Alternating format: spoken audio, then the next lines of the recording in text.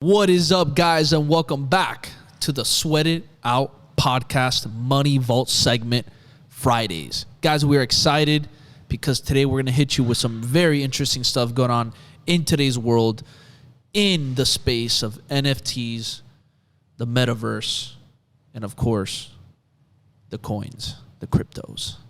All right, so to dive right in, Brian, do you want to start off with the first topic or do you want me to nail it? You can start off, man. This topic, I know you're pretty familiar with this one. All right, so we're going to dive right into it, and then we'll go into some of Brian's expertise tied in. All right, the first topic we want to talk about today is virtual land that had just sold for a record-breaking $2.4 million. Brian, what do you think about that? Man, that's crazy, I didn't think that this could even be something that was possible.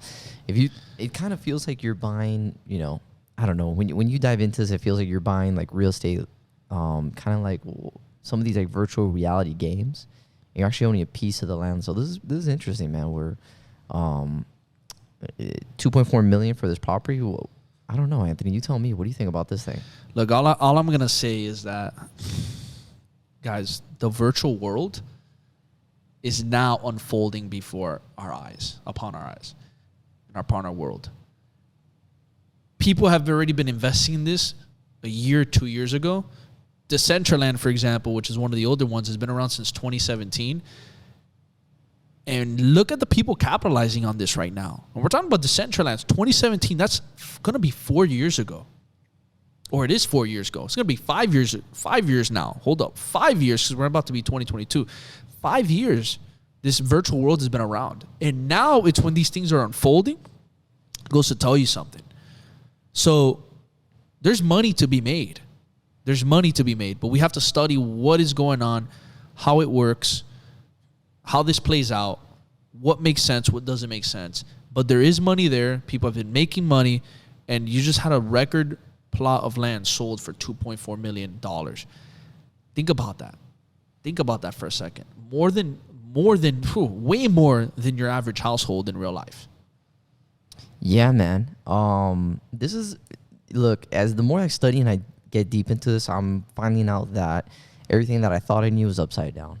Because if you would tell me that $2.4 million I can buy some digital real estate in another world, I mean, there's so many things, and I know people will. This is wild. It's wild, and I know people in the comments will probably go after me. They'll say, Brian, and this thing I really, truly, I'm trying to learn myself and wrap my head around that you can go to another, I guess these other like Decentraland, all these other worlds, metaverses that are out there. Sandbox is another one. Sandbox, all these different, I guess, metaverses, and then you're buying up digital assets in these places. Yep.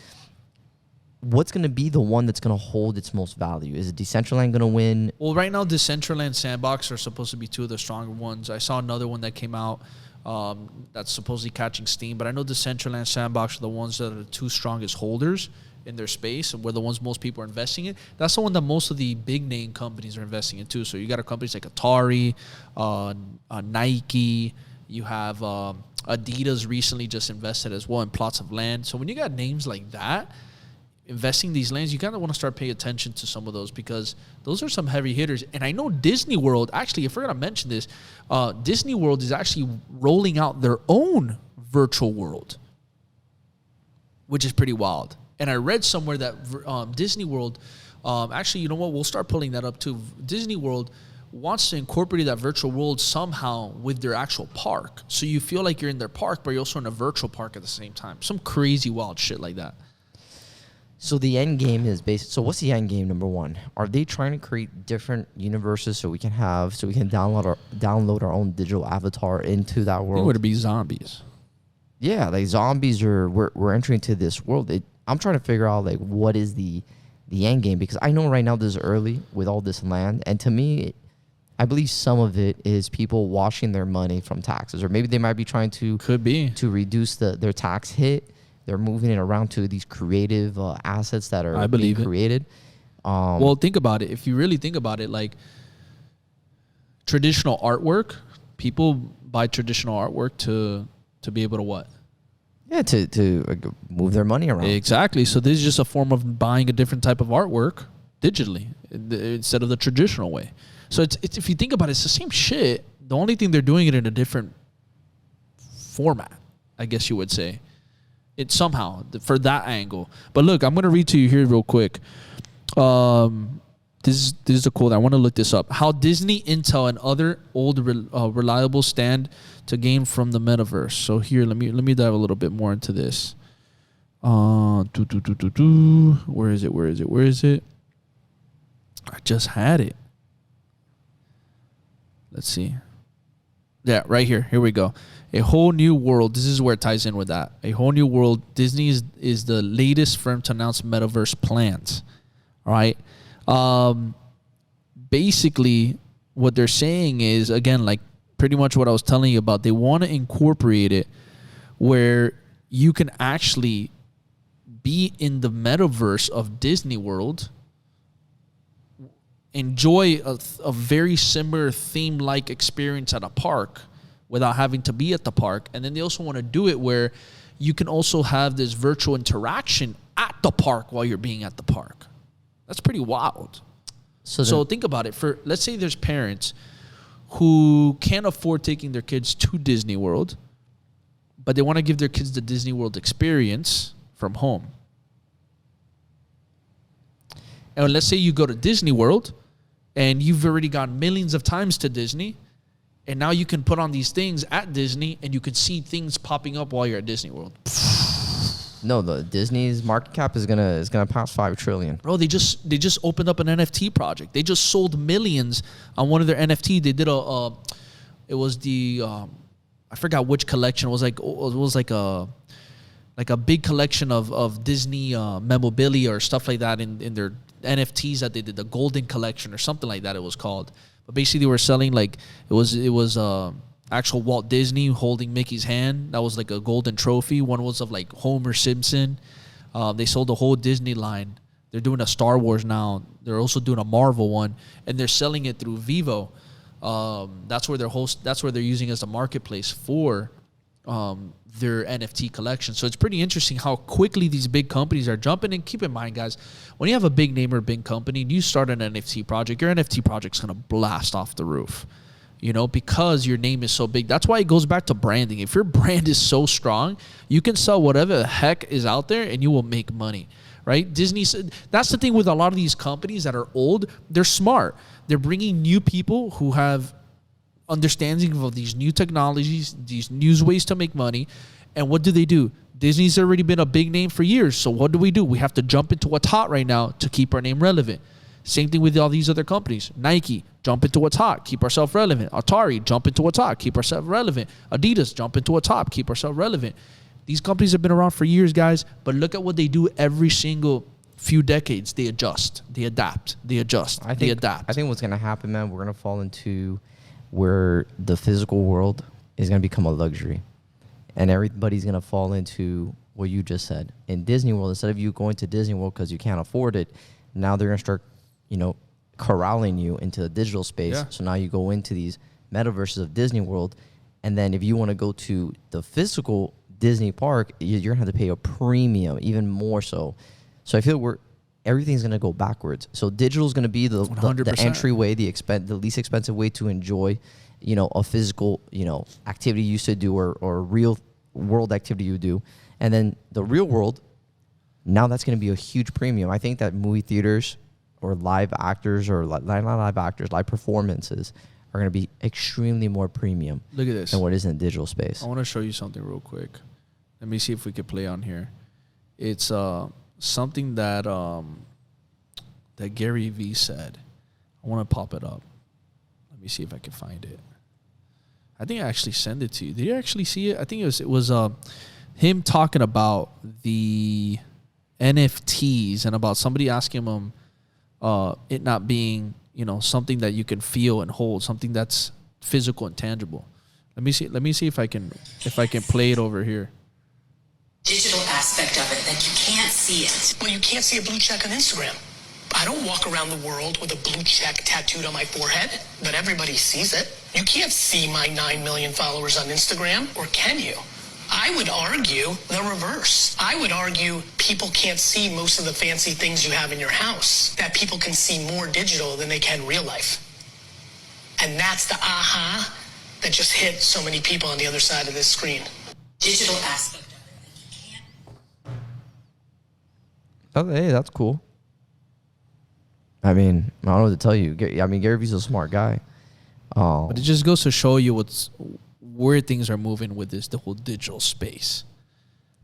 Yeah, I think it's something that the corporations, they want to keep you in there, because think about it, who's creating these verses, these corporations? So they want to control that. Yeah, they want to take control of what's going to be popular. I mean, you got to remember too, guys, like we've seen a lot of this stuff, very similar stuff. If you really think about it, go back to history, like look at these movies from the 90s, from the 80s, from the 2000s that have talked about virtual worlds, and look at video games, for example. We knew sometimes some of that was going to come. Something of that was going to come. Very similar to it. It's happening. We're living it right now. Like we're living it right now.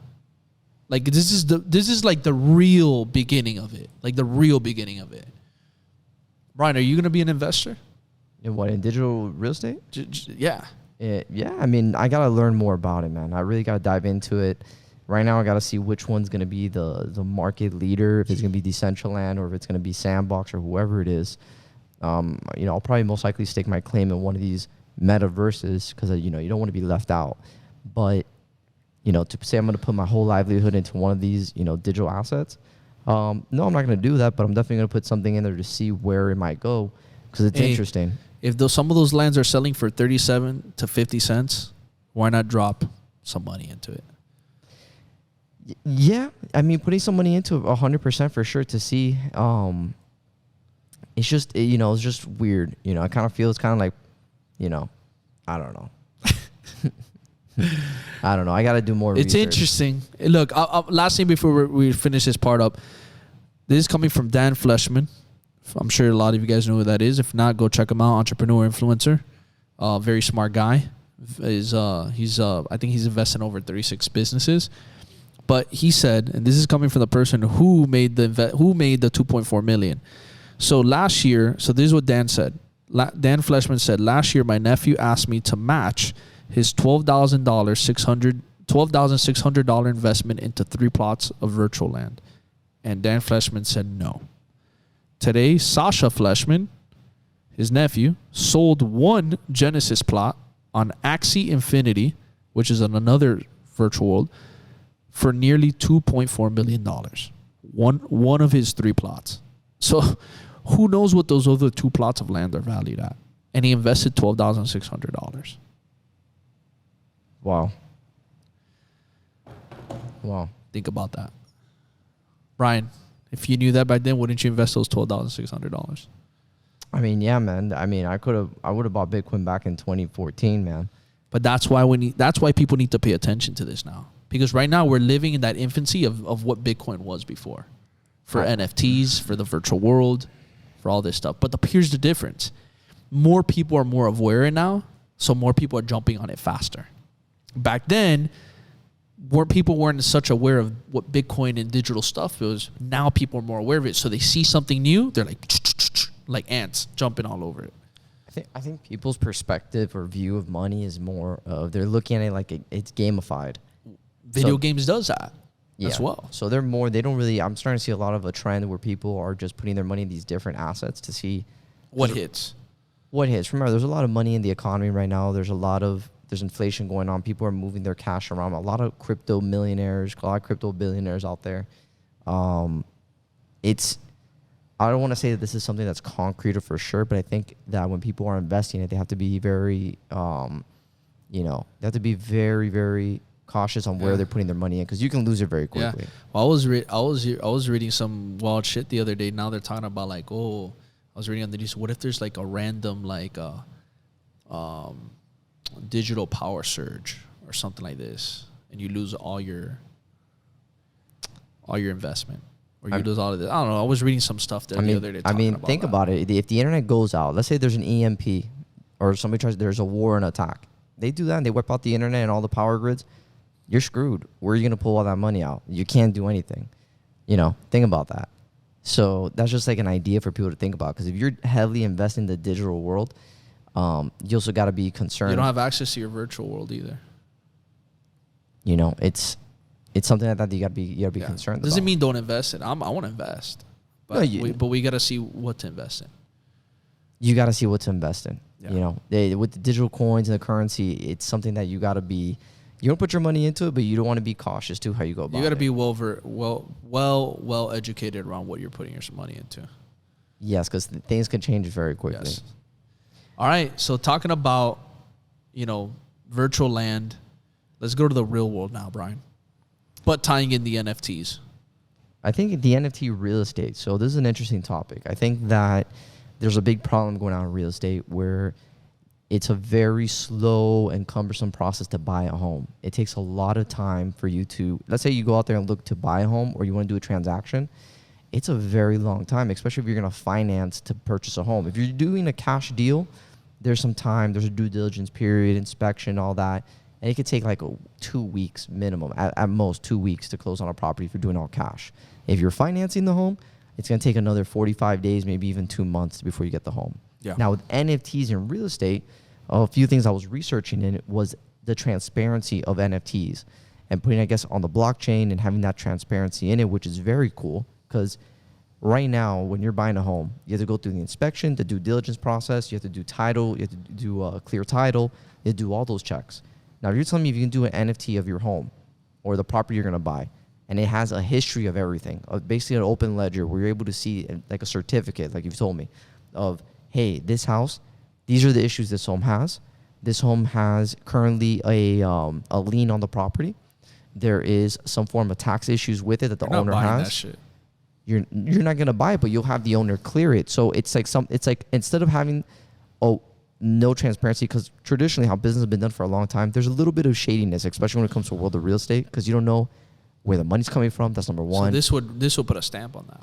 Put a stamp on it. You don't know where the money's coming from. You don't know if the house is 100% clean. Like there'll be issues that after a person buys a home, it comes out later that there's a bunch of crazy stuff that's happened to the house. So when you have NFTs in that space and how they implement it, it'll be amazing. The only issue that I see right now is how long, well, not issue, but there's a curve that's going to happen here. Government approving it. And it has to go down to the local level and then all the way up to the federal, because real estate is such a localized transaction that each state and each even municipality or change. They change. They have different ones. We have to wait and see. Exactly. You have to wait and see. So each one has its own different rules and regulation on how they go about it in real estate. It's interesting to see how they do it. So I think if NFTs become a real thing and government bodies approve it, we're looking maybe 10 years for it to get approved. And what do you think about NFTs here being used for fractional property ownership? By releasing tokens on the blockchain, homeowners can sell a portion of their property to a huge number of small investors. Investors can keep these tokens and earn a rental income, a profit split on capital appreciation on sale, or a combination of the two. With this, people can buy and sell fractional ownership and rental properties with no middleman. This will allow many more people to enter the world of property investing and provide better choices for those who need to unlock equity without borrowing or moving. I think it's something that's interesting.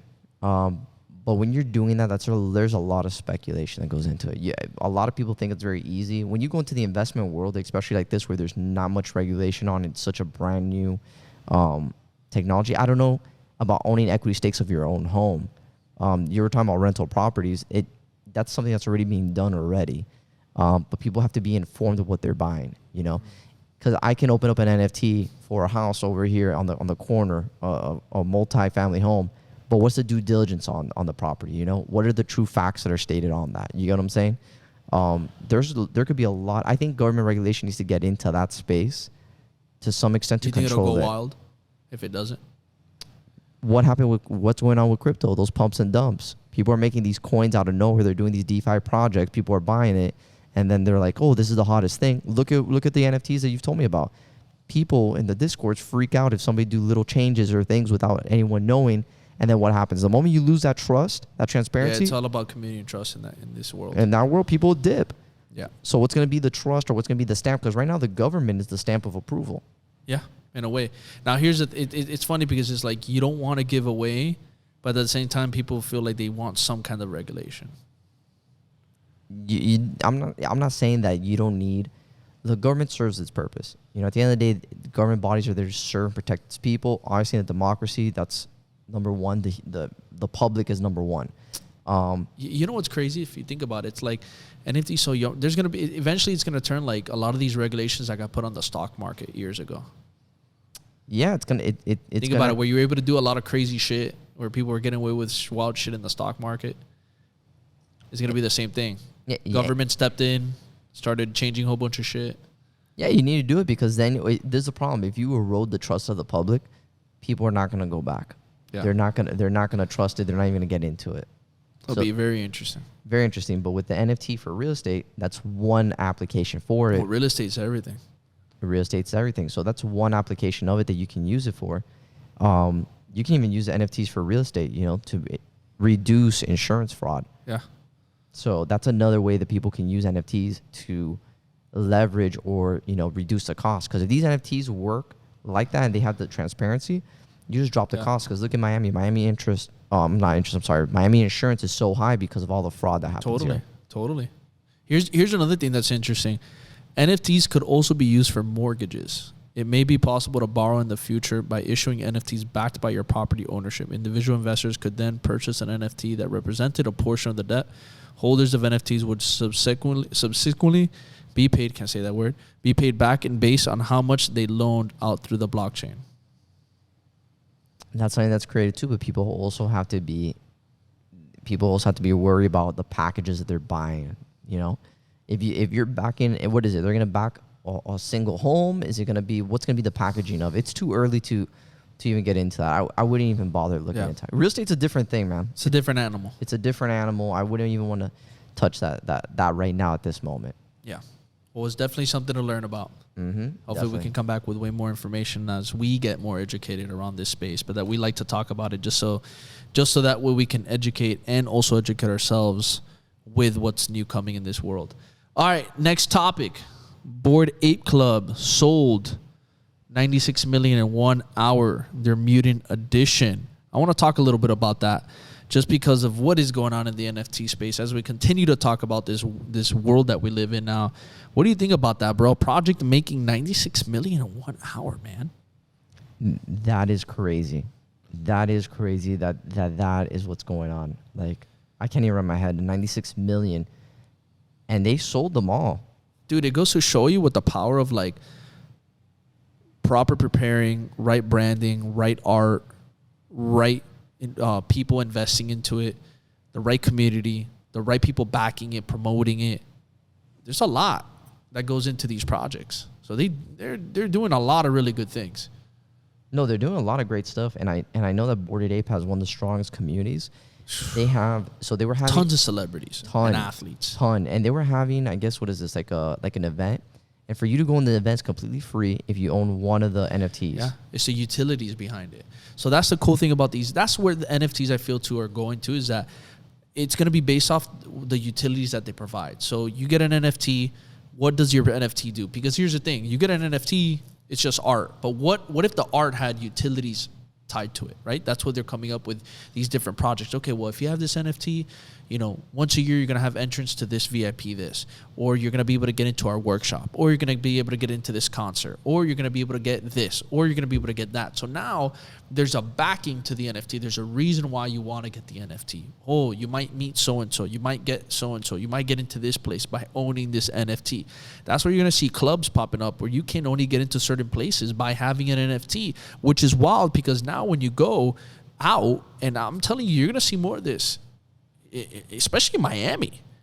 You're going to start seeing we cannot get into certain places without owning an NFT. So you're going to have a live NFT and Club 11 NFT. Who knows? That's an interesting And now if you're a high money roller, you're not allowed in there. Because that's what they're going to attract. High money rolling NFTs. Really interesting. So let me ask you a question. If someone steals your identity as an NFT. I don't know if anybody's done that yet. What if, let's say, for example, somebody goes and takes your identity and they create an NFT of you, but that's not really you. Takes your identity? They created an NFT of Anthony Mendez. And then in the meta world, you cannot be Anthony Mendez in that space because somebody else just became you. I don't know if that's how it works. I don't know. I don't know if that's how it works. I don't know what's stopping somebody from doing that. I don't know. If not, does somebody own Elon Musk? Does somebody own Bezos out there? what happens if somebody owns the NFT and they create it of you? That could be a huge form of fraud that's going on. So then you are not really Anthony Mendez anymore. Another Well, I person don't know. has That's taken your identity. We have to see that. We have to see that because here's the thing: on any NFT project you create, you can remain anonymous. Okay. So they don't have to know who you are. No. That's probably one of the cool things about it. Yes. They don't have to know who you are. So that's what I'm saying. So if you're a project, how many of you can you make? Somebody else, a whole bunch of people can make the same project of you. Because they have to. So now you don't know which one really is you. That's what you're? That's what I'm trying to get to. So that's why I don't really know how that would work. It's pretty interesting, but I don't know how that would work. Yeah, I mean, I don't know if there's loss. I was reading some stuff there. I think eventually that they're starting to come out with it. Again, guys, I'm new to this space, but I think there's some ownership rights and stuff like that. Because I saw Disney own certain rights with the Marvel NFTs Really? and this, and I think so. Because I saw there was certain things that do play into effect. So I think there is some level of like copyright ownership, or copyright, there, like some protection shit. like Yeah. that. I think so. I think now as things are getting bigger, I think there is. Guess correct me if I'm wrong. I might be wrong, but I feel like there is. Or there's some kind of stamp where I think what it is right now is you can stamp it and it'll show the ownership, but people can create fake ones, but people will know which ones are the fake ones. Because then So there's it's like verification. so they compare it There to we like go. the blockchain. It's like verification. Like Okay. people can create a fake IG account of you. Some people might think it's really you, but it's not. But you're verified, then you're fine. You know what's cool that I was reading about the Bored Apes? They were talking about like for like utility purposes. Let's say because you own a Bored Ape, you can get royalty off that Bored Yeah. Ape.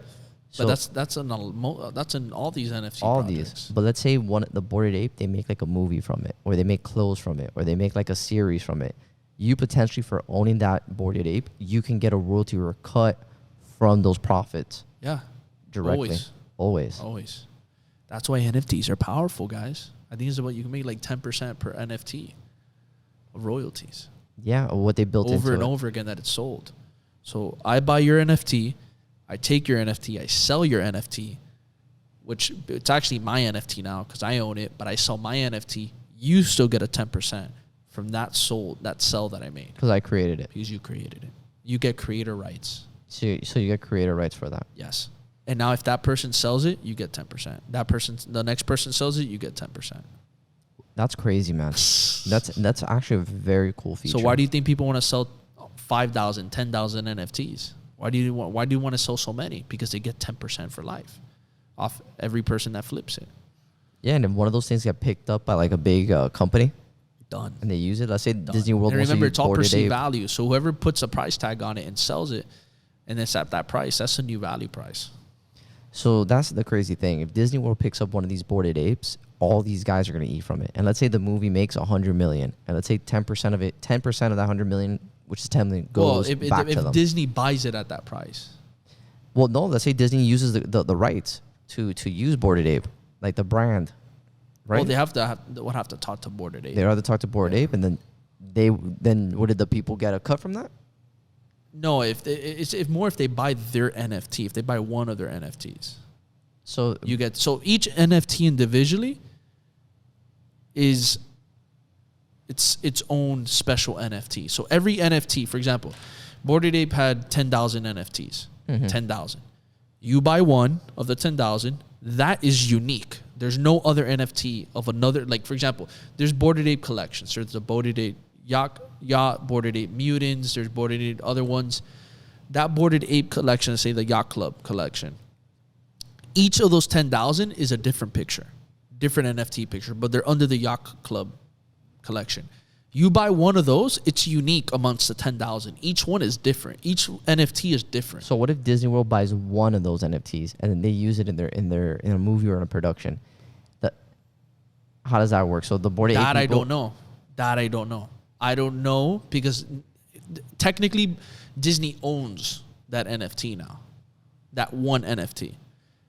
I don't know how that works when it comes to now using it for their movies. Well, actually, Post Malone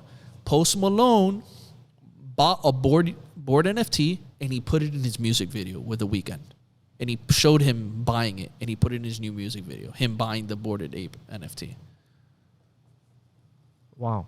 So I don't know if Bored Ape made any money from that or not, because technically you own the rights to that NFT now. It's your NFT. So they'll get the proceeds from the sale of it. That's interesting. So That's an they'll interesting get the play. proceeds from the sale. So if, for example, Post Malone bought it for $700,000. But now if you own... Now, if he bought it directly from, But if you own... Bored Ape, but if he you got that. But if he bought it from somebody else for $700,000, they get 10% of that $700,000. Now, there's the thing. But if you owned a Boarded Ape, and then you own that brand, and Disney or some big company wants to use Bored Ape as a brand, will that distribution go back to everybody? Because you're kind of like a stockholder. I don't know. That's a good question. I know what you're saying. You're saying, like, let's say Disney goes to the owners of Bored Ape that created Bored Ape, the NFTs, and they want to buy out the whole project. Yes, I think you can buy the whole project. Or not even buy them out, but they have rights to use a Bored Ape brand. Would everyone get a distribution? Because they're shareholders. I'm pretty sure. I think you can even sell your project. But think about it. Imagine you saw a project, and your project makes 10% off every NFT that you ever sold and created.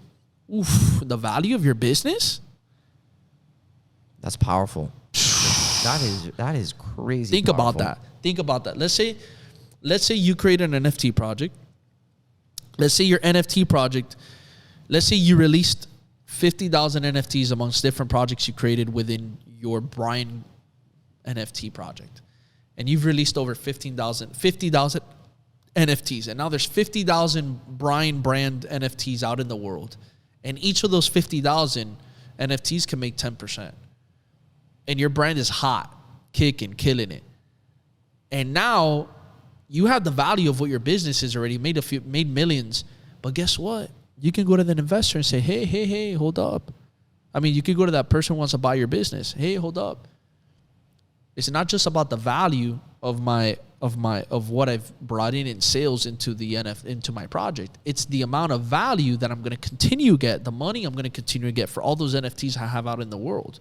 Because now I make 10% out of every 50,000 NFTs that's out there. So those 50,000 NFTs get flipped continuously. You're making 10% every single time. Off the gross sales of that, right? Off the exact, whatever it's sold. So if you sold for 100K, so now you make 10% of that 100K for example, with 10K. You bought my NFT for $200, and you grab, for example, I have a project, or let's use your project. The one so we're using you as the example. The Bryan Gorrita NFT project.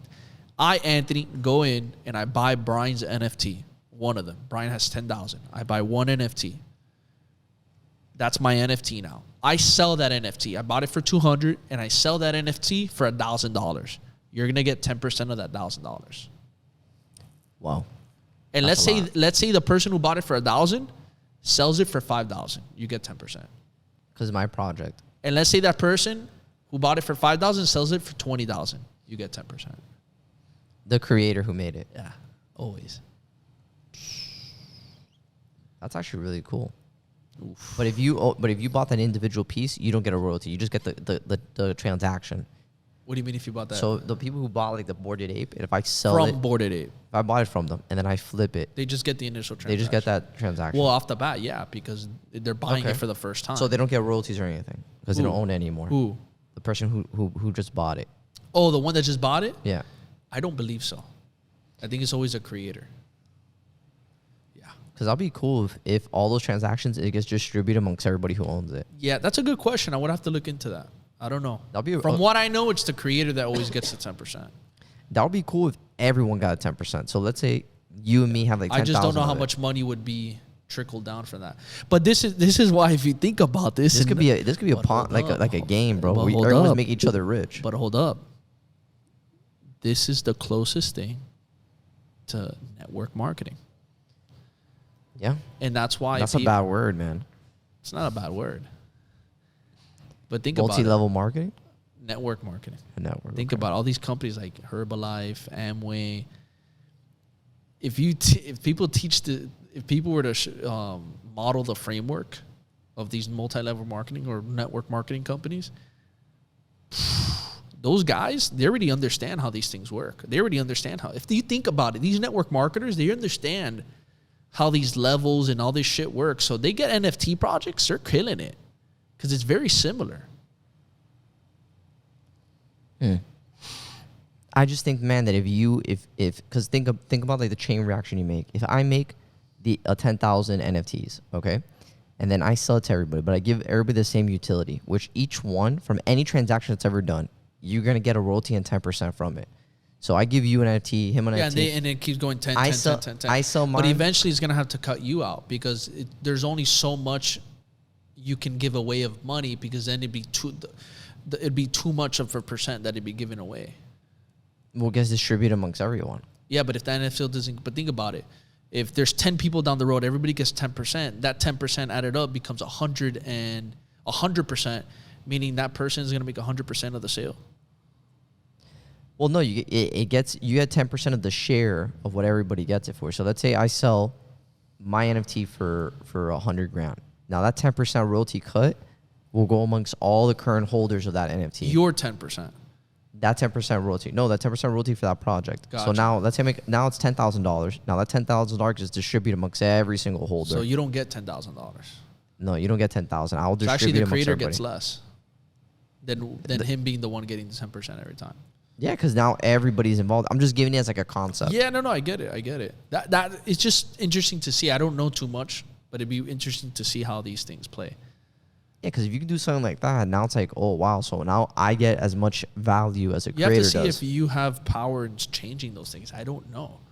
That's a good question. Well, this is cool, man. I really enjoy this topic. This is something that definitely I'm learning more every single day. Yeah. And I feel like I'm going to be even more educated as the time goes. 100%. Well, I think we can wrap it up there on the Money Vault segment. Guys, if you enjoyed this segment, if you want more of this stuff, as we continue to learn and educate ourselves to give more value back, please show us some love, liking, subscribing, commenting, leave us a rating, a review. Drop it right now. Share it with your loved ones and your friends, and we'll get back to you with more.